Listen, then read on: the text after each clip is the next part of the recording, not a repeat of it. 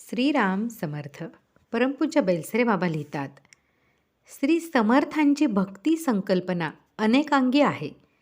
त्यापैकी 3 अंगे प्रधान आहेत. पहिले, भक्तीचा विषय केवळ भगवंत अथवा सद्गुरू असला पाहिजे. माता पिता देश कला व विद्या खऱ्या भक्तीचे विषय होऊ शकत नाहीत.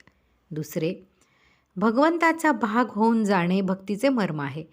म्हणून भक्ताचे अंतःकरण भगवंता वाचून अन्य कोठेही व कोणाशीही आपलेपणाने चिकटलेले नसते. तिसरे, भक्ताला भगवंताचे अखंड अनुसंधान राहते. भगवंताचे चिंतन हा भक्ताच्या जीवनाचा गाभा असतो. त्याच्या अंतरी भगवंता वाचून इतर कोणालाही आणि कशालाही स्थान नसल्यामुळे त्याच्या चिंतनाची धारा अखंड वाहते. मनाने होणारे हे चिंतन अधिकाधिक खोल जाते. प्रथम जागेपणी चिंतनामध्ये खंड न पडू देण्याचा अभ्यास करावा लागतो. हे साध्य होणे सोपे नसते. त्यासाठीच श्रवण, कीर्तन, नामस्मरण, पादसेवन, अर्चन आणि वंदन हे उपाय सांगितले. जागेपणी भगवंताचे चिंतन मनामध्ये स्थिर झाले म्हणजे स्वप्न आणि गाढ झोप या दोन्ही अवस्था भगवंताने भरून जाण्यास थोडे श्रम पुरतात.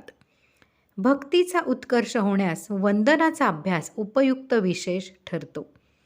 वंद म्हणजे नमस्कार करणे, पूज्य मानणे, भक्ती करणे. वंदनाशिवाय भक्ती होऊ शकत नाही.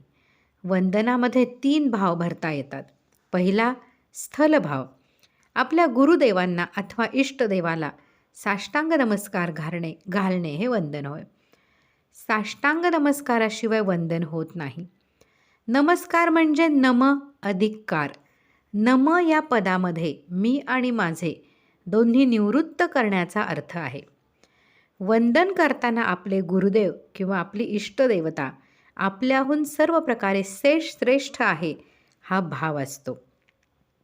स्थूल वंदनामध्ये वंदन कर्मानेच शरणागती प्रकटते. दुसरा, सूक्ष्म भाव. भगवंताचे विराट स्वरूप विश्वव्यापी आहे. त्या स्वरूपाचा एक अंश घेऊन त्याच्या ठिकाणी पूर्णत्वाची भावना केली जाते.